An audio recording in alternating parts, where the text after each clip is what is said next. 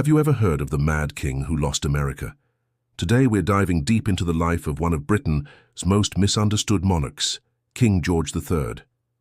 Was he a tyrant, a madman, or something far more complex? Let's find out. Born in 1738, George wasn't even expected to be king. His father, Frederick, was the Prince of Wales, but he died unexpectedly, thrusting a young, shy George into the role of heir apparent. When he ascended to the throne in 1760 at just 22 years old, he was determined to be a different kind of king. Unlike his German-born predecessors, George was proudly British. He famously declared, "Born and educated in this country, I glory in the name of Britain." He was a devoted family man, married to Queen Charlotte, and together they had 15 children. He was also deeply interested in science and agriculture, earning him the affectionate nickname Farmer George. He even founded the Royal Academy of Arts. He wasn't the distant, aloof monarch people were used to. He was hands-on and wanted to be a true father to his nation. But his desire to be an active ruler quickly led to political friction. He wanted to break the grip of the powerful Whig Party, which had dominated politics for decades. He aimed to appoint ministers based on merit, not just party loyalty. This caused constant clashes with Parliament and earned him a reputation for being authoritarian. The political scene was a revolving door of prime ministers, creating instability at a critical time. This was the volatile backdrop for the storm brewing across the Atlantic. Now let's talk about America. It's the part of his story everyone thinks they know. The popular narrative paints George as a stubborn tyrant, hell-bent on oppressing the American colonies with unfair taxes. But the reality is more nuanced. After the hugely expensive 7 Years' War, known in America as the French and Indian War, Britain was in massive debt. The war had been fought in large part to protect the American colonies. So, from the perspective of George and his government, it seemed only fair that the colonies should help pay for their own defense. Acts like the Stamp Act and the Townshend Acts weren't designed out of malice, but out of a desperate need for revenue. However, the colonists saw it differently. They had no representation in the British Parliament, leading to their famous rallying cry, "No taxation without representation." George III firmly believed in the supremacy of Parliament over the entire empire, including the colonies. He saw the growing unrest not as a plea for liberty, but as an act of rebellion and a challenge to his authority and the British Constitution.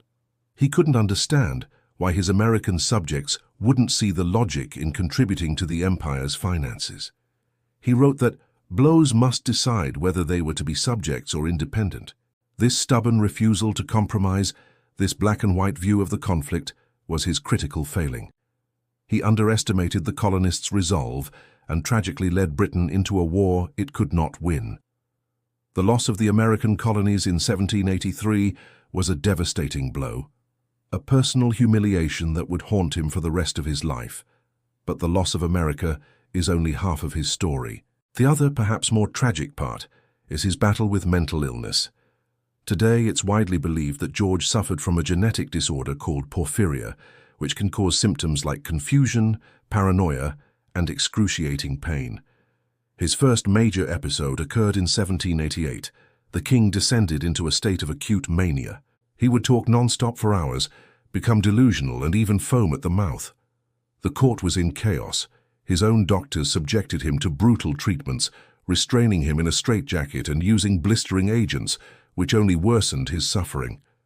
During this regency crisis, his ambitious son, the future George IV, schemed with politicians to be declared regent and take power. But miraculously, the king recovered. The public, who had once viewed him with suspicion, rallied around him. They saw his suffering and his recovery as a sign of strength and resilience. He became a beloved symbol of national stability, a stark contrast to the revolutionary chaos engulfing France. His popularity soared. He was no longer just a king, he was a human being who had overcome immense personal struggle. Sadly, his health was a roller coaster. He had relapses, but the final, irreversible decline began around 1810 after the death of his youngest and favorite daughter, Princess Amelia. This final grief was too much to bear. He slipped into a permanent state of illness, becoming blind, deaf, and lost in a world of delusions. For the last decade of his life, from 1811 until his death in 1820, his son ruled as Prince Regent. The once mighty king wandered the halls of Windsor Castle, a lonely figure with a long white beard, sometimes playing his harpsichord and talking to people who were long gone. So how should we remember King George III? He was a complex man of profound contradictions, a devoted husband and father who was also a rigid and stubborn monarch, a patron of the arts and sciences whose political miscalculations lost an empire, a king mocked as a tyrant who later became a beloved national icon. He was a man who tried his best according to his own principles, but whose reign was defined by events far beyond his control, both politically and biologically. His story is not just one of madness and loss, but also of duty, resilience, and the tragic intersection of a man and his moment in history. Thank you so much for joining me on this journey into the life of George III. It's a story that's far more fascinating than the simple caricature we often see. If you enjoyed this video and want to uncover more hidden histories, please hit that like button, subscribe to the channel, and ring the bell so you don't miss our next adventure. See you next time.